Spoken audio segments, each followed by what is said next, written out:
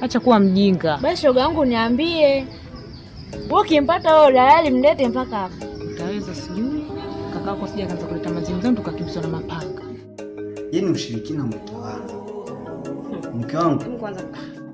Haiwezekani anidhalilishe mimi mbele ya wafuasi wangu.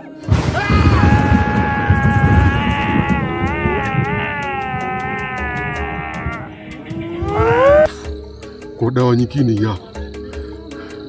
Hii dawa inaitwa mringaringa. Je, kukupiga hata siku moja? Kaka unanipiga mimi? Na huo ndio mwanzo.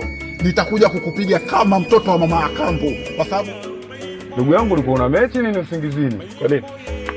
Sasa ulikuwa unasonga ugali kichwani? ya nini? Ule mmoja akakula kapaka unga kichwani. Unga kichwani kabisa kapaka.